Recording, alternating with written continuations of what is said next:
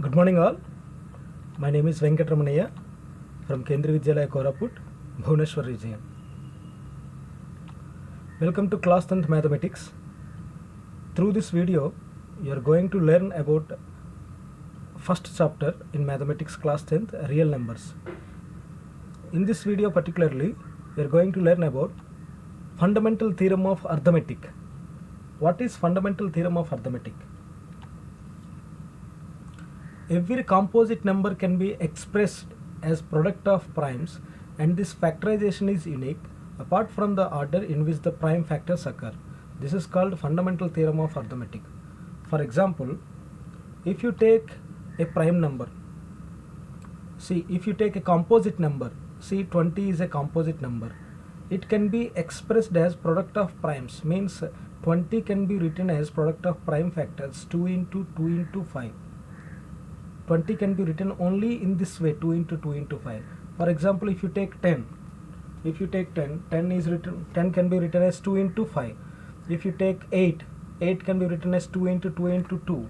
In the same way, 20 can be written as 2 into 2 into 5. That is nothing but 2 square into 5 to the power 1. Once again, if we discuss, every composite number can be expressed as product of primes, and this factorization is unique.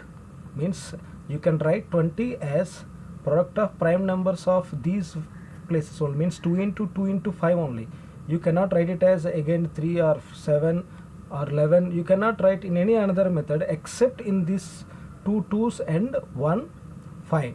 And very important thing is, apart from the order in which the prime factors occur. Some may think that if you write 5 as first 5 into 2 into 2, will it be different from 2 into 2 into 5? No, both are same only. The order is not the matter. The number of prime factors are important, means 2 2's and 1 5. This is called fundamental theorem of arithmetic. Once again, I am repeating, every composite number can be expressed as product of primes, and this factorization is unique apart from the order in which the prime factors occur. Because of this fundamental theorem of arithmetic only, the 1 will be not considered as prime number. Suppose if you think 1 is a prime number, what will happen? Look here, if you think 1 is a prime number, then you can write 20 as, it's 2 into 2 into 5. Can you write it as here 1 into 2 into 5? 1 into 2 into 2 into 5. You can write like this also. If you consider 1 is a prime number, you can write here 1 is also, and we can write 1 into 1, 2 ones also you can write, and 1 into 1 into 1, 3 ones also you can write. Means in n number of ways, many number of ways we can express a composite number. That's why 1 is neither prime number nor composite number. Is it clear? Next, by using this prime factorization method, already in your previous classes you learnt how to find LCM and HCF by using prime factorization method. In previous class, you learnt how to find HCF of any two numbers by using Euclid division algorithm. But in this, you are going to learn finding LCM and HCF of any two or more than two numbers by using prime factorization method. Already you know this in your previous classes. For example, here 6 and 20, 6 can be written as 2 to the power 1 into 3 to the power 1, means 2 into 3. And 20 can be written as 2 square into 5 to the power 1. Now how to find HCF? Very important thing, please listen carefully. HCF means product of the smallest power of each common prime factor in the numbers. These two words are very important, smallest power and common prime factor. First of all, we have to select common prime factor, means here 2 and 3 are prime factors, here 2 and 5 are prime factors. Out of this, what is the common prime factor in these two? 2 is the common prime factor. In this common prime factor, we have to select smallest power, means in this common prime factor you have to select smallest power. What is the smallest power in these two? 2. Is it clear? HCF, what is the abbreviation of HCF? Highest common factor. Even though you have to take here smallest power, keep it in your mind, this one. It is highest common factor, highest, but we have to collect smallest power of common prime number. Means here common prime factor is 2.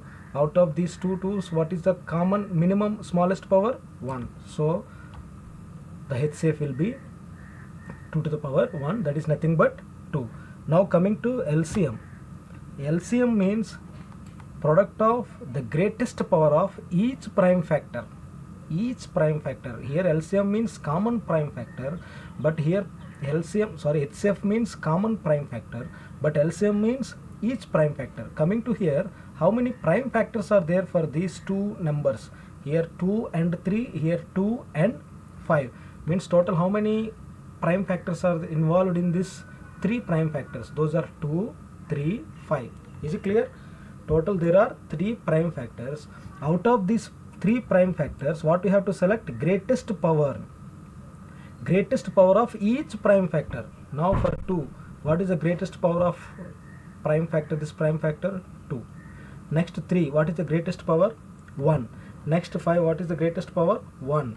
So the answer will be 2 to the power 2 into 3 to the power 1 into 5 to the power 1. Is it clear? The very important thing, smallest power of common prime factor, you will get HCF. Greatest power of each prime factor, you will get LCM. One more example here, finding the LCM and HCF of these 3 numbers by using prime factorization method. Here prime factorization method, this is the very important thing. Here we can write 12 as 2 square into 3, here 15 as 3 into 5, here 21 as 3 into 7. Now already we learnt HCF. What is HCF? Common factor. What is the common in these 3? In these 3, common is 3 is common. Least power of common. Now we will discuss here. Look here.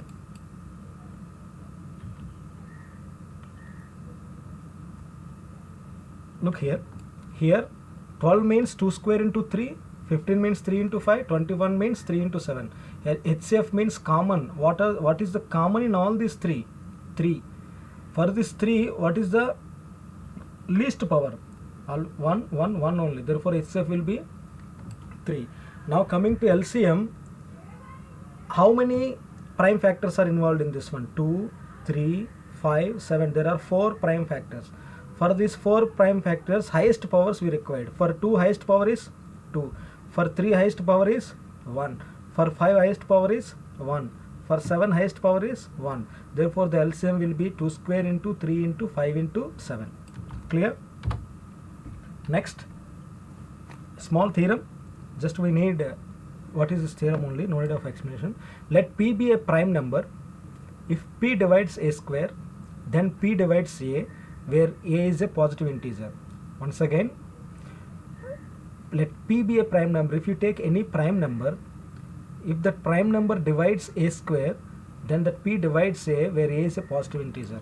It's very easy. Just I will give you one example. Just look at that example. Now let's take 3. 3 is a prime number. If 3 divides 6 square, everyone knows that 3 divides 6 square means 36 divided by 3. Everyone knows 3 ones 3 12s. 36 divided by 3 means 36 is nothing but 6 square, means 6 square divided by 3 means what you can find? 3 divides 6 square. That implies 3 divides 6. Is it clear? 3 divides 6 square means 3 divides 6. Why? Because here 3 is a prime number. If it is not a prime number, it will not follow always. For example, look here. Here 4 divides 6 square, correct or not? What is 6 square value? Same here. 6 square value is 36. 36 is divisible divided by 4. What is the value? 9. Means here we know that 4 divides 6 square. Means can we say that 4 divides 6? No. Why? Because here 4 is not a prime number. Some students here also some students will get doubt. Sometimes it may be divisible. For example, 8 square divided by 4. 8 square value 64 divisible by 4. that implies 8 is also divisible by 4. They will ask, sir, sometimes it will be divisible, how can you say it is not divisible? But whenever a theorem is, if we are proving a theorem, it should follow in all the conditions, not in one condition. Here maybe it is correct, but it will not be true always, because here it is failed. 4 divides 6 square, but 4 does not divide 6. Why? Because 4 is not a prime number. If you take a prime number, if it is divides a square, then automatically it will divide a. Is it clear? Prime numbers means it will happen always. But if it is not a prime number, it may be happen sometimes like this, and it may not be happen sometimes. It may fail. Is it clear? I hope you understood. If 3 divides 6 square, then 3 divides 6. If 3 is a prime number. Clear? Next, we will discuss one more theorem based on the previous theorem. Very important theorem. Prove root 2 is irrational. You have to prove that root 2 is irrational. In mathematics, we can prove theorems in different methods. This type of theorems you have to prove by contradiction method. Contradiction method means, suppose if you don't know how to prove a theorem in a normal procedure, then we will take in a contradictory method. For example, let us assume to the contrary that root 2 is rational. Actually, what we have to prove? Root 2 is irrational we have to prove. But what we have assumed here, we have taken root 2 is rational we have taken. Actually, we have to prove irrational, but we have taken this one as reverse, contradictory. We have taken this one as rational. We know, everyone knows that rational number can be, rational number can be written in the form of p by q. Clear? Same thing we can write. We can find integers r and s not equal to 0, such that root 2 can be written as r by s. Here, why we have taken r by s? Because root 2 we have considered this one as a rational number. That's why we have taken root 2 as some p by q form r by s. For example, here, suppose root 2, suppose we have taken here as 10 by 8. 10 by 8. Now if you observe 10 by 8, there is a common factor for 10 and 8. What is this? What is the common factor of 10 and 8? Yes, 2. If you cancel this 2 5s and 2 4s, we can write this one as 5 by 4. Is it clear? Now what happened here? We have taken root 2 is in the form of r by s. Think this r by s is 10 by 8, for example. Now there is a common factor for r and s. Let it be common factor. Some common factor is there. Here, what is the common factor for 10 by 8? 2 is a common factor, highest common factor. So what we did, we cancelled 10 and 8 by the highest common factor. Then we wrote the entire in the simplest form. This is called simplest form. Now in the same way, suppose if r and s have common factor, let cancel that common factor. After cancelling the common factor, write in the form of a by b. That is only here we wrote. Please observe this. Suppose r and s have common factor. Suppose r and s have common factor. Example like this example. Other than 1. Then we divide the common factor to get root 2 equal to a by b. Means here 10 by 8. We divided this like this by common factor, and we got the simplest form 5 and 4. What is relation of 5 and 4 here? After cancelling here, this is the simplest form. What is the meaning of simplest form? Here 4 and 5 have highest common factor 1. That means 4 and 5 are co-primes. Is it clear? 4 and 5 are co-primes. Means here r and s having some common factor other than 1.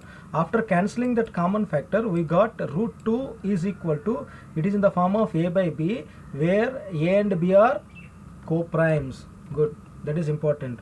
Here a and b are co-primes. What is the meaning of co-primes? These two are having the highest common factor 1 only.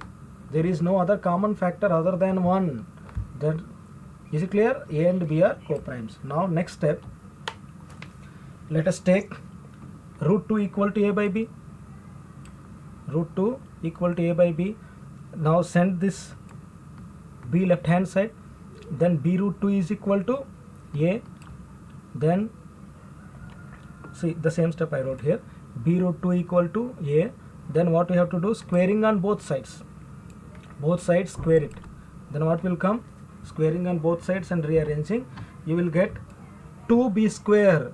B square root 2 square value is 2. 2b square equal to a square. This is important. 2b square equal to a square. This meaning is 2 into something is equal to a square. Means what you can say, 2 divides a square. For example, if you write like this, 2 into 6 is equal to 12, right? 2 into 6 is equal to 12. Now 2 into 6 equal to 12, whatever it may be here, what you can say about 12? 12 divided by 2. 2 divides 12 or not? 2 is a factor of 12. Why? Because 2 into something equal to 12. Clear? In the same way here, 2 into b square is equal to a square. 2 into something is equal to a square. So we can say that 2 divides a square. Clear? 2 into something equal to 12. That's why you can say that 2 divides 12. In the same way, 2 into something is equal to a square. So we can write 2 divides a square. But here just now we learnt one theorem. If p divides a square and if p is a prime number, then p divides a. The theorem we have to apply here. 2 divides a square, and we know already 2 is a prime number. Therefore, what you can say? 2 divides a square and 2 is a prime number. So 2 divides a. Is it clear? 2 divides a.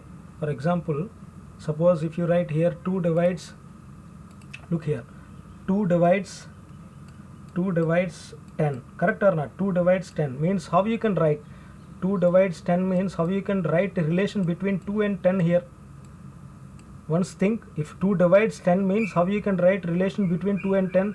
Yes, you can write 10 is equal to 2 into something. Clear? 10 equal to 2 into something. Means if 2 divides 10, you can write 10 is equal to 2 into something. Here 2 divides a. What is written? What we got here? 2 divides a means what you can write here? A is equal to 2 into something. I hope it is clear. Clear? Now what you can write here?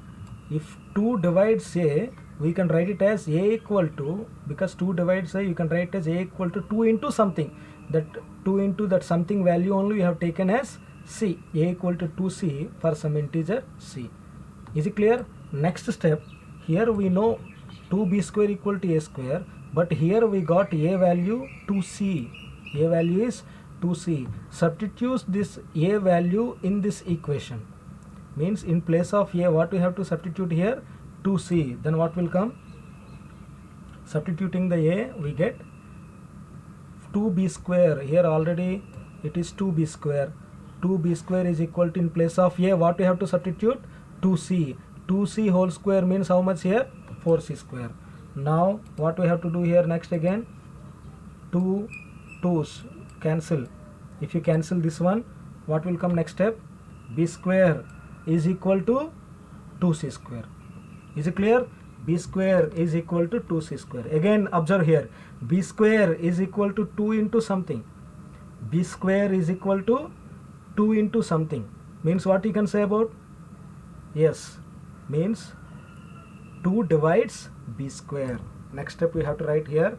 That means 2 divides b square. Already same procedure we have to follow. Repeat the steps again. 2 divides b square means again we can say 2 divides b. Why? Because 2 is a prime number. Is it clear? Same steps we have to follow. Repeat again. B square equal to c square. That means 2 divides b square, and we know 2 is a prime number, so 2 divides b. Is it clear? Here we got 2 divides a. Here also we got 2 divides b. Means here a equal to 2 into something, b is also equal to 2 into something. Means what you can find by seeing these two statements, what you can say? Yes, a and b is having common factor 2. What you can say from these two? A and b is having common factor 2. But as per our assumption, a and b are what? Are a and b? Coprime numbers. Means highest common factor should be 1. But by proving all these things, what we got? We got These are not co-prime numbers, means we got contradiction. Why we got contradiction here? Yes, but this contradicts the fact that A and B have no common factors other than 1. You got contradiction. Why? Because this contradiction has arisen because of our incorrect assumption that root 2 is rational. We have taken root 2 is rational, that's why this contradiction has arisen for us. So root 2 is, we conclude that root 2 is irrational. I hope you all understood. Thank you so much.